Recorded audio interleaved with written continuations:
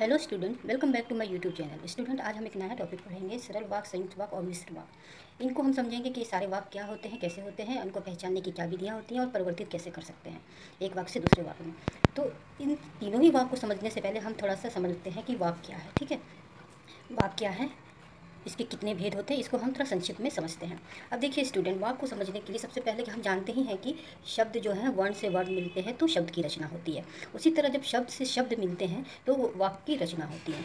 तो वाक्य में क्या है कि जो शब्द होते हैं वो क्रम में होने चाहिए, सार्थक होने चाहिए, व्यवस्थित होने चाहिए, अर्थपूर्ण होने चाहिए। ऐसे ही शब्दों से बने हुए जो रचनाएं होती हैं उसको हम वाक्य कहते हैं। ठीक है, यानी कि इसकी परिभाषा सिंपल शब्दों में समझे, सिंपल भाषा में समझे तो शब्दों से बने सार्थक, क्रमबद्ध और व्यवस्थित रचना को ही शब्द कहते हैं। अब हम समझ गए कि ये शब्द क्या वाक्य कहते हैं। शब्द से बनी सार्थक, क्रमबद्ध और व्यवस्थित रचना को ही वाक्य कहते हैं। तो अब हम ये समझ गए हैं कि वाक्य से कहते हैं। अब वाक्य में स्टूडेंट, वाक्य के भी दो भेद होते हैं, है ना। वाक्य जो है उसके दो भेद होते हैं। एक अर्थ के आधार पे वाक्य भेद होते हैं, दूसरा रचना के आधार पे वाक्य भेद होते हैं। तो जो रचना के आधार पे जो वाक्य भेद होते हैं उसी के अंतर्गत सरल वाक्य, संयुक्त वाक्य और मिश्र वाक्य आते हैं। तो आज हम यही पढ़ेंगे कि रचना के आधार पे जो वाक्य भेद होते हैं, तीन तरह के भेद होते हैं, सरल, संयुक्त और मिश्र। तो यही तीनों वाक्यों को आज हम अपने वीडियो में पढ़ेंगे। अब हम आते हैं वाक्य को, तीनों ही वाक्य को समझने से पहले हम थोड़ा सा ये वाक्य के अंग को समझ लेते हैं, क्योंकि ये बहुत इंपॉर्टेंट है। इसी से ही हमारे जो तीनों ही वाक्य हैं वो आधारित है, हमको समझने में वो आसानी होगी उन वाक्यों को। तो अब यहाँ पे समझते हैं कि वाक्य के अंग। देखिए स्टूडेंट, वाक्य जो होते हैं अंग दो होते हैं। ठीक है, दो अंग होते हैं। पहला होता है उद्देश्य और दूसरा होता है विधेय। ठीक है, उद्देश्य को हम ऐसे समझ सकते हैं कि उद्देश्य जो होता है ये वाक्य का कर्ता होता है ना। जो वाक्य का कर्ता होता है उसी को हम क्या बोलते हैं, उद्देश्य बोलते हैं। ठीक है, अब ये जो उद्देश्य है हमारा, ये वाक्य में कहीं भी आ सकता है, चाहे वो आरंभ में भी आ सकता है, बीच में भी आ सकता है, क्योंकि वो कर्ता है। तो कर्ता आपके वाक्य में कहीं भी आ सकता है। ठीक है, अब हम विधेय की ओर बढ़ते हैं। इसको हम क्रिया भी कह सकते हैं। ठीक है, विधेय जो है एक तरह से क्रिया भी है।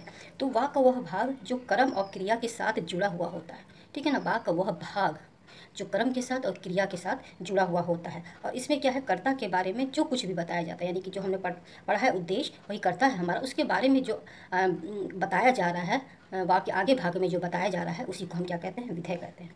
इसको हम एक उदाहरण से समझ लेते हैं, जिससे कि आपको अच्छे से क्लियर हो जाएगा कि उद्देश्य क्या है और विधेय क्या। अब यहाँ पे एक उदाहरण लिखा है मैंने, मोहन खेलता है। अभी यहाँ पे जो ये मोहन है ये आपका कर्ता हो गया, है ना।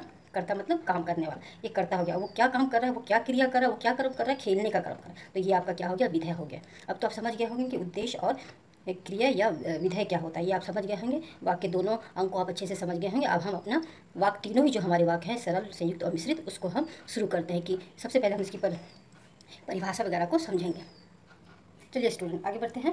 अब यहाँ पे देखिए, रचना के आधार पे वाक्य भेद। मैंने आपको बताया था ये जो तीनों ही विभाग हैं वो रचना के आधार पे वाक्य भेद है। पहला है सरल, संयुक्त और मिश्रित। ठीक है, अब एक एक करके हम इन तीनों ही वाक्य को समझेंगे। पहले हम समझते हैं कि सरल वाक्य क्या है। ठीक है, किसे कहते हैं, जिस वाक्य में एक उद्देश्य हो और एक विधेय हो। ठीक है, एक उद्देश्य हो और एक विधेय हो।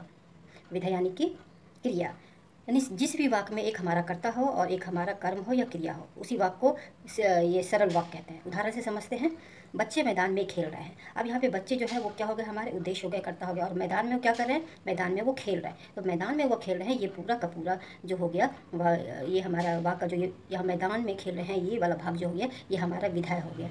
ठीक है ना, ये हमारा विधेय हो गया, क्रिया हो गया, ये कर्म हो गया। ठीक है, नेक्स्ट उदाहरण को हम समझते हैं, नीरा की छोटी बहन पढ़ रही है। अब यहाँ पे देखिए स्टूडेंट, नीरा की छोटी बहन यहाँ से लेकर यहाँ तक, नीरा की छोटी बहन क्या कर्म कर रही है, वो पढ़ने का कर्म कर रही है। तो नीरा की जो छोटी बहन है ये हमारा क्या हो गया, ये हमारा उद्देश्य हो गया, यानी ये हमारा कर्ता हो गया। अगर हम कर्ता खाली बोलते हैं कि छोटी बहन, तो वो हमारा नहीं होगा, वो हमारा गलत होगा। हमारा कर्ता क्या होगा, नीरा की छोटी बहन। ठीक है ना, ये हमारा उद्देश्य हो गया, ये हमारा कर्ता हो गया। वो क्या कर्म कर रही है, वो क्या क्रिया कर रही है, वो पढ़ने का काम कर रही है। तो ये विधेय क्या हो गया, हमारा पढ़ रही है। समझ में आया, सरल वाक्य एकदम सिंपल है। राजीव गीत गा रहा है। अब राजीव क्या है, उद्देश्य हो गया, कर्ता हो गया, गीत गा रहा है हमारा विधेय हो गया, क्रिया या कर्म हो गया। अब इसी तरह नेक्स्ट है हमारा, पानी बरस रहा है। अब यहाँ पे देखिए, पानी बरस रहा है। ठीक है, तो यहाँ पे हमारा जो पानी जो है ये हमारा क्या हो गया, उद्देश्य हो गया। ठीक है ना, पानी क्या कर्म कर रहा है, बरसने का कर्म कर रहा है। तो ये हमारा क्या हो गया, विधेय हो गया। समझ गए हैं, सरल वाक्य है सबसे आसान, इसमें हमेशा एक क्रिया होगी और एक कर्म होगा। ठीक है, इसी तरह के वाक्य होंगे एकदम सिंपल, जिसको आप इस सरलता से पहचान सकते हैं। ठीक है, आगे हम बढ़ते हैं संयुक्त वाक्य। अब ये संयुक्त वाक्य क्या क्या है, इसको भी हम थोड़ा समझते हैं। जिस वाक्य में एक से अधिक समान महत्व के उपवाक हों। अब यहाँ पे देखिए स्टूडेंट, इसमें क्या लिखा है, जिस वाक्य में एक से अधिक, है ना, एक से अधिक समान महत्व के जो उपवाक होते हैं। कभी कभी हम देखते हैं क्वेश्चन टेंस होते हैं, उसमें वाक्य होते हैं, उसमें कई सारे उपवाक होते हैं, अलग अलग होते हैं, ठीक है। लेकिन यहाँ पे क्या है, वो सारे उपवाक तो हैं, लेकिन वो उसका जो महत्व है वो समान है। कोई भी अपने से या कम नहीं है या ज़्यादा नहीं है, यानी कि वो अपने आप में एक पूर्ण है।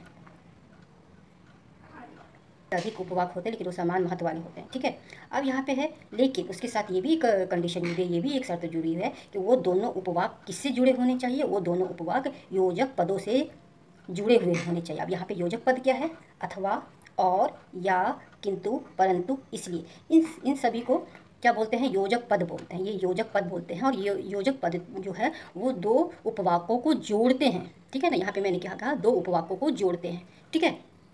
तो हम उदाहरण से समझते हैं, उससे अच्छे से और क्लियर होगा, ठीक है।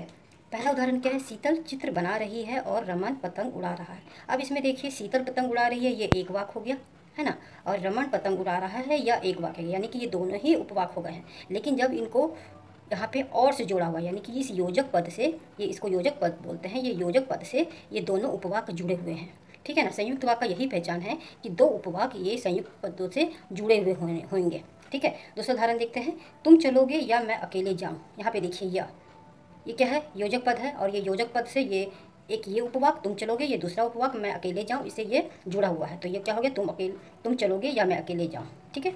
आगे बढ़ते हैं, किसानों को अपनी फसल का अच्छा मूल्य मिला इसीलिए वे खुश हुए।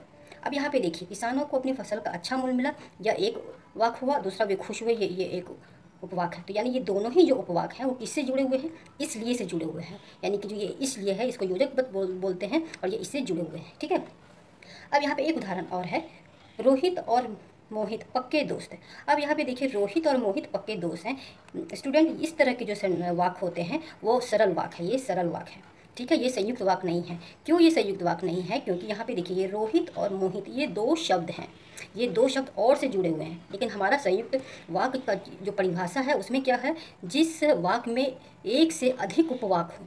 यहाँ पे शब्दों की बात नहीं किया जा रहा है, यहाँ पे उपवाकों की बात किया जा रहा है, यानी कि एक से अधिक उपवाक हो और जो योजक पदों से जुड़े हुए होते हैं, ठीक है ना। योजक पद क्या है, अथवा, और, या, किंतु, परंतु, ये सब है। तो यहाँ पे देखिए, यहाँ पे तो दो शब्द हैं, है ना, रोहित और मोहित, ये दो शब्द हैं।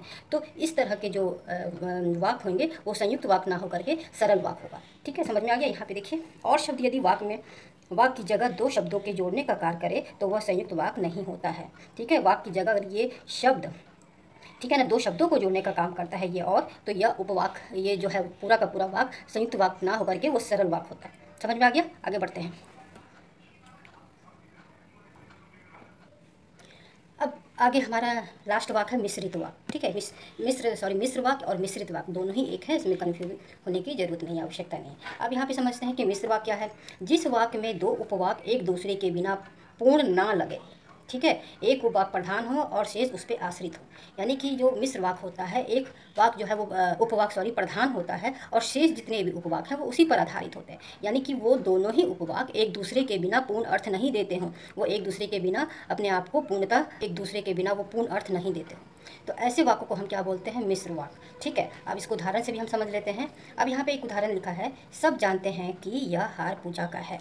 अब यहाँ पे देखिए स्टूडेंट, सब जानते हैं, ठीक है ना, ये एक उपवाक है, यह पूजा का हार है, ये दूसरा उपवाक है। एक प्रधान वाक्य है कि सब जानते हैं, क्या जानते हैं सब, कि यह हार पूजा का है।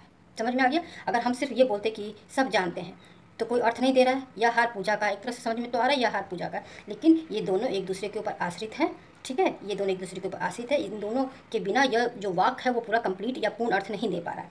उसी तरह दूसरा हम देखते हैं, दूसरा वाक, जैसे ही वह बस स्टैंड पहुंचा वैसे ही बस चली गई। अब यहाँ पे देखिए, जैसे ही वह बस स्टैंड पहुंचा वैसे ही यह बस चली गई, दो उपवाक है, ठीक है, और वो किससे जुड़े हुए हैं, जैसे ही वैसे ही, ठीक है। अब यहाँ पे दोनों ही एक दूसरे को ही पूर्णता दे रहा है। अब स्टूडेंट, आपने देखा होगा ये दोनों ही सेंटेंस में एक और उदाहरण है, इसको भी समझते हैं। जब तक आप नहीं आएंगे हम पुस्तक नहीं खोलेंगे, जब तक आप नहीं आएंगे हम पुस्तक नहीं खोलेंगे, आप नहीं आएंगे हम पुस्तक नहीं खोलेंगे, दोनों ही उपवाक हैं, ठीक है, दोनों ही एक दूसरे के ऊपर आश्रित हैं कि जब तक वो नहीं आएंगे हम पुस्तक नहीं खोलेंगे, ठीक है। तो ये दोनों ही एक दूसरे पर आश्रित हैं, दोनों के बिना ये अर्थपूर्ण नहीं कर रहा है। अब यहाँ पे स्टूडेंट, आपने देखा होगा पहले उदाहरण में कि, जैसे ही, वैसे ही, जब तक, ये सारे शब्दों का मैंने प्रयोग किया है। ठीक है। अब ये यहाँ पे मिश्र वाक्य को पहचानने का सबसे सरल तरीका यही सब है। तो इस मिश्र वाक्य को पहचानने के लिए एक फॉर्मूला है, एक सूत्र है, वो क्या है? जा की यदि। जा की यदि। अब ये जा की यदि क्या है, इसको हम अभी डिटेल में समझेंगे, क्योंकि मिश्र वाक्य को पहचानने का जा की यदि का फॉर्मूला अगर हम ध्यान में रखते हैं तो हम आसानी से, सरलता से सिर्फ सेंटेंस को देख करके, पढ़ करके हम समझ सकते हैं कि ये मिश्र वाक्य ही है। ठीक है, तो आगे चलिए इस फॉर्मूला को हम समझते हैं क्या है ये। देखिए स्टूडेंट, अब यहाँ पे ज की यदि है ना, ज क्या है, इसमें हम समझते हैं पहले कि ज क्या है। ज जो है, जो या उसके रूप है ना, जो या उसके रूप। उसके रूप में क्या क्या हो सकते हैं? जो, जिसके, सॉरी, जो, जिसे, जिसका, जिसकी, जिसके, जिन्हें, जिनका, जैसे ही, ज्यों ही, जब जब, जहाँ जहाँ, तब तक, जैसे ही, वैसे ही। अब यहाँ पे देख रहे हैं सब जो से के ही रूप है। तो जो के रूप अगर किसी वाक्य में आता है तो आप उसको सरलता से समझ सकते हैं कि यह वाक्य मिश्रित वाक्य है। जैसे कि यहाँ पे मैंने उदाहरण में लिखा था, जैसे ही, वैसे ही, जब तक, ये सब क्या है? जो के ही रूप है। तो ये आप सरलता से समझ सकते हैं सेंटेंस को समझ देख करके। अब यहाँ पे की है, की का क्या अर्थ है? की, क्योंकि, ताकि।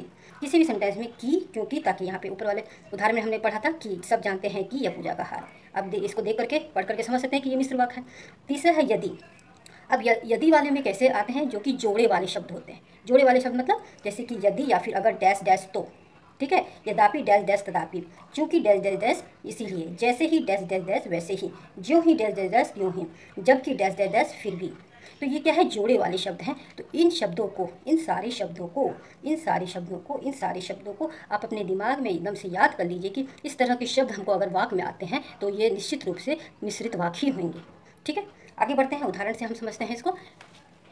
अगर बारिश ना होती तो मैच नहीं रोका जाता। अब यहाँ पे देखिए स्टूडेंट, अगर और तो है ना, अगर और तो हमारा किस में आता है? अगर और तो हमारा यदि में आता है। हमने जो कि फॉर्मूला पढ़ा है, ज की यदि, तो इसमें अगर हमारा आता है तो, अगर डैश डैश डैश तो, यदि डैश डैश डैश तो यहाँ पे अगर बारिश होती तो, है ना, अगर तो आ रहा है हमारा इसमें।